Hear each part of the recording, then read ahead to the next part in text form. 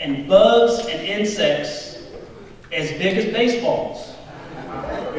And they all fly. They all got wings. I don't know how, but every bug there has wings, and they fly. So that's what I think about when I think about Clover. Again, small town. And really the only occupation for people in Clover was you were either a farmer or you cut pulpwood. So you were either a farmer and you sold your tobacco, for the most part tobacco farmer, and you sold that tobacco to the local cigarette maker, or you grew and you cut what's called pulpwood, and you sold that to the local paper mills. There were no other opportunities. Trust me, none. That's what you did. So I think about my grandfather, Nephew Ralph Staten. And that's a good Southern name, Nephew Ralph Staten. Again, my grandfather was a deacon and trustee at the local church, Zion Grove Baptist Church. And my grandfather had many of the qualities that I see in the men of this church. He believed in God. Amen. And just for a little bit of context of who I am, I want to tell you a little bit more about my grandfather. He loved three things in life. First, he loved God, and he praised God. Second, he loved his family. His wife, my grandmother, Alice Staten, and his 9 children. Third, he loved farming tobacco. I mean, loved it. And that's all he really wanted to do outside of spending time with his family and praising God. Amen. My grandfather is now deceased for about 10 years. He lived until the age of 91. And he was the proudest tobacco farmer you ever met in your life. And back then, they wouldn't call tobacco, they call it bacca. So if you're from the South and you understand tobacco, when somebody said bacca, you know what they meant. It was tobacco. Again, my grandfather was a man of God. He didn't talk the talk, he walked the walk. And Sunday, he was in church, early morning. If he had to get on his mule and ride his mule a mile to pick somebody up to take him to church, he did that. He was in church all day. And he worked Monday through Saturday in the tobacco fields, and Sunday was the day for the Lord. And he did nothing else but worship God on Sundays. He was the kind of man that praised God for everything. Every sunny day, every cold day, every cloudy day, every raindrop, he would stop and praise God. Amen. He would give his last nickel to anyone who was in need, and he would praise God for having the opportunity to do that. He was truly a man who lived out God's vision. And watching that and understanding that gives me an incredible amount of strength. My grandfather never smoked a cigarette in his life. He never had a drink of alcohol in his life. And he cursed only once. Only once. So my grandmother, Alice, had a sister who had the opportunity to go into town. And she went into town one day, and she went to a restaurant. And at this restaurant, instead of bread, they had something called a pancake. And she got those pancakes, and she put some maple syrup on them, and she loved them. So she came back and she told my grandmother, her sister, you should try this. I bet your family is really going to love it. Now, mind you, my grandfather was the kind of man who couldn't always put meat on the table. And it was rare that he could put meat on the table. But for every meal, there was bread. And he loved buttermilk biscuits. So my grandmother, loving him, would get up every morning and make him buttermilk biscuits. But she decided this time she wasn't going to make him buttermilk biscuits. She took the advice of her sister and decided to make him pancakes. So early in the morning, before he goes out to his tobacco field, he sits down to breakfast. And he looks up and he says, Alice, what's that? And she says, nephew, those are pancakes. It's just like bread. You're going to like it. And I don't think he tried them. And I don't think pancakes ever came in that house again. And, that's just the kind of man he was. He believed in what he believed in, and he believed in God. He was also a proud business owner. And he would tell you he was proud that he owned his own land. Very few men in that time owned their own land. But he did. And he started out with 20 acres of land. And the person who sold him that land had an agreement with him. Told him, I'll sell you these 20 acres of land, but you got to come when you get done working your crops, your tobacco crops, you got to come and work mine. And that wasn't such a fair deal. But my grandfather was proud, and he didn't want to be a sharecropper. So he agreed to doing it. So when he got done working his crops, him and his mule Jack went over and worked somebody else's crops for nothing. He did this for a few years, and through God's favor, the man who sold him that land was deceased. He got into a terrible accident and he died. So his wife, knowing how bad of a deal that he had made with my grandfather, decided to, at a very small price, give his land to my grandfather. So through the favor of God, now my grandfather ends up with 40 acres of land to farm. His dream, because that's all he wanted to do Monday through Saturday, was farm that land.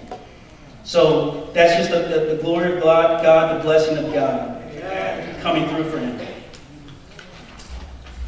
As a young person, it was expected of me and my cousins to go spend time in Clover, Virginia, and work in the tobacco fields. And let me tell you, if you've never worked in a tobacco field, it's an experience. I know many people have worked in cotton fields, and I've heard stories about how challenging cotton was. But let me just tell you how hard it was to be a tobacco farmer, and the strength you needed to be a tobacco farmer. So it started in the winter, and what you had to do was you had to take that land and use a hand saw and cut down all the trees. And I swear, if you've ever been to Clover, it looks like a forest. So my grandfather and his brother, they would take a hand saw, and they would cut these trees down, cut these trees down, cut these trees down. And then once they got the trees cut down, they had to have a good old mule. And I remember my grandfather's mule was Jack. It took me a long time to understand why he called all his mules Jack. But his mule's name was Jack. And once he got those trees removed, he'd get Jack, and Jack would come and cultivate the land. And that would be his planting bed. So that's where he would plant his tobacco seeds. And this was in the middle of winter. So he would meticulously plant these seeds. And then, and you can imagine, acres upon acres upon acres of tobacco seeds. And then he would have to cover all this acreage to protect it from the frost, and also to protect it from insects and other critters that were trying to get to these seeds and destroy them. So it was no easy task to cover up all this land. So then once he covered it, early spring, about this time of year, he would go and he would uncover and he would pray that there were seedlings that would develop. And if there were, he would carefully remove those seedlings and then take them and place them in another cultivated bed to start his tobacco. So if you can imagine, these seedlings were very gentle. So you had to put them in the ground, and then also seedling by seedling, you had to decide whether or not you were going to water them. So if the ground was too dry, the seedling, being really fragile, would very quickly die. If you put too much water around that seedling would very quickly die too. So you can imagine, I remember one time it was my job to decide how much water each of those seedlings needed. And a couple times, for some odd reason, I put too much water, and I just found myself taking a nap in the middle of the tobacco field. And I'm not sure why. I don't know if Jack, hit me or something hit me, but it was pretty critical to get just the right amount of water in those seeds. Otherwise, you were going to be in trouble. So once you did that, you had to wait a little bit, and the seedlings that survived, you had to carefully come back and mound up a little bit of dirt around those seedlings to help support that tobacco plant. And this would be okay if there were only maybe 50 or maybe 100 tobacco plants. But I'm talking acres and acres and acres. Back-breaking work from sunup to sundown until you couldn't see anymore. Over and over and over again.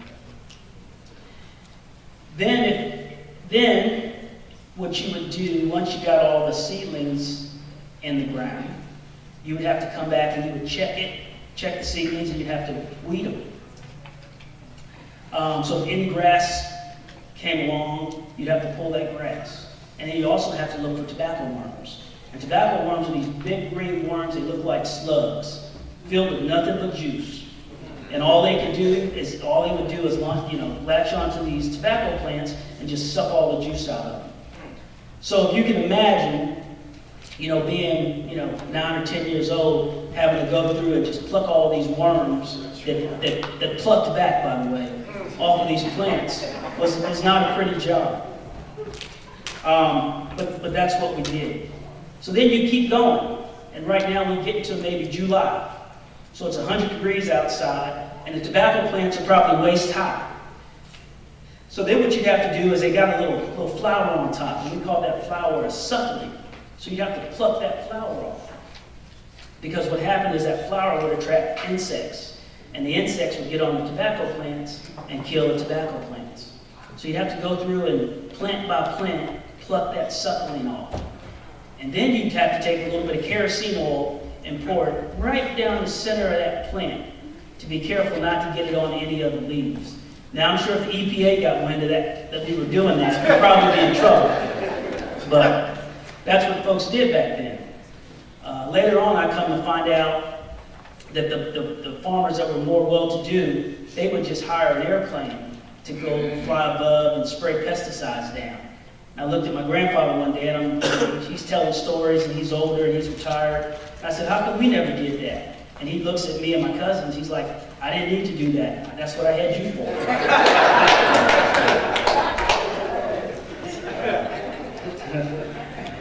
So then you prayed for rain a lot. And my grandfather, one of the things he loved in the field was he would always tell people that he loved his job or his occupation because it brought him close to God. Because he would always say, if he ever needed power from God, all he had to do was look up. Because he was always in the fields, and he would always look up. So we looked up a lot, and we prayed to God for rain. Because if it didn't rain, we would have to walk down to the creek, and we'd have to fill up a barrel of water and bring that barrel back and water those tobacco plants. So we prayed a lot for rain. So as this crop grew, and as we took care of this crop, next it would be time to harvest the crop. And you're probably thinking, okay, the hard work is done. But it wasn't. So we would walk along those acres and acres and acres of tobacco plants, and my grandfather would pick out with his hand which plants to pull. And he had a rule. You can only pull 3 leaves per tobacco plant.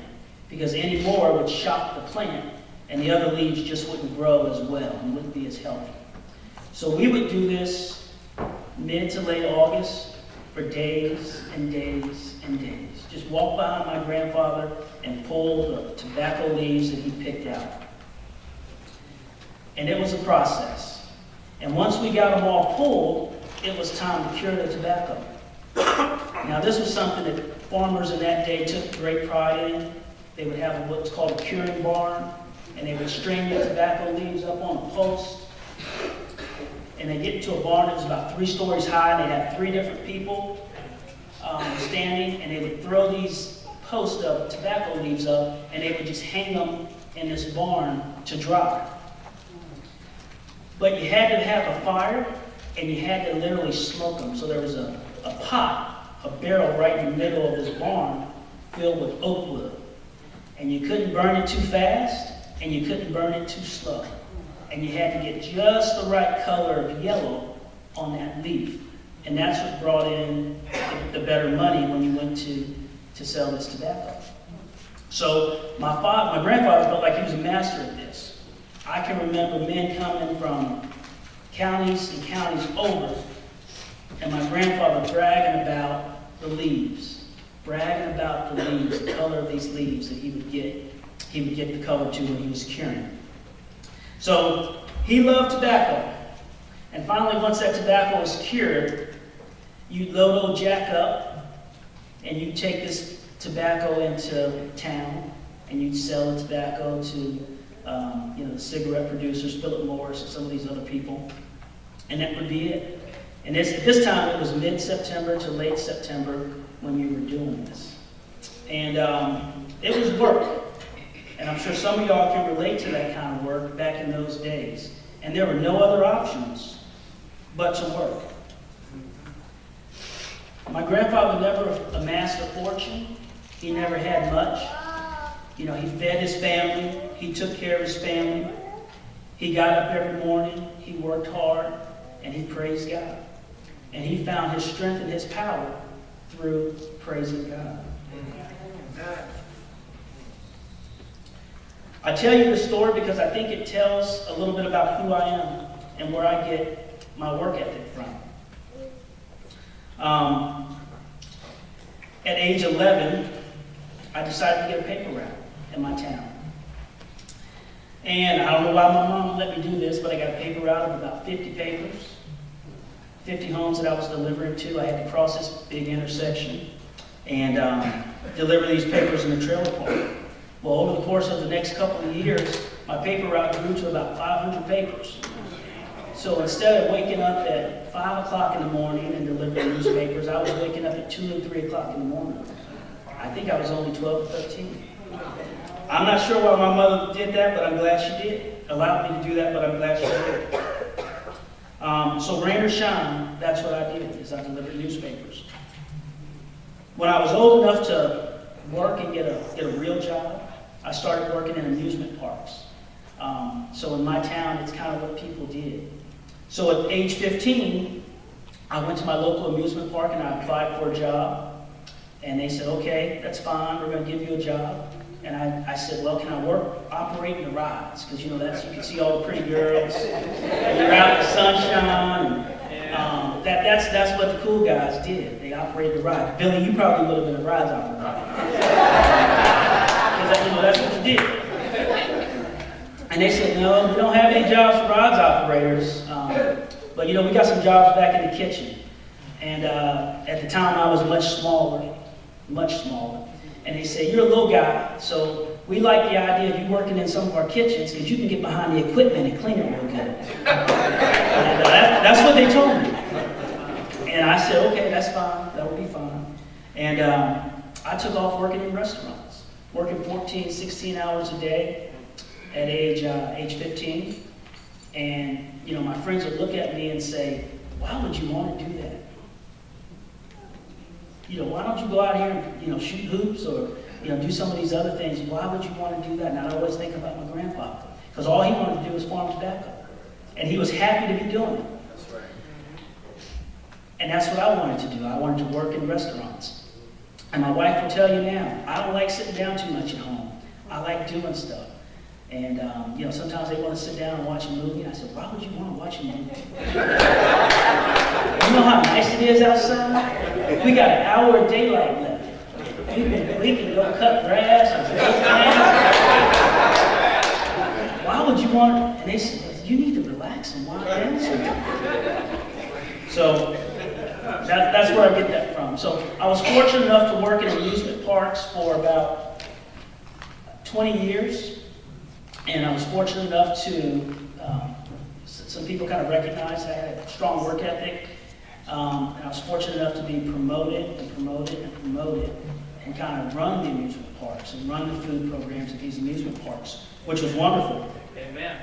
So I ended up at Carowinds where I met my wife, and I was running the food program, and I met some guys there that operated Chick-fil-A restaurants. And I was probably getting to that point in life where, kind of like you, Pastor, I was thinking about family. And I wanted to start a family, and I met somebody who had agreed to marry me.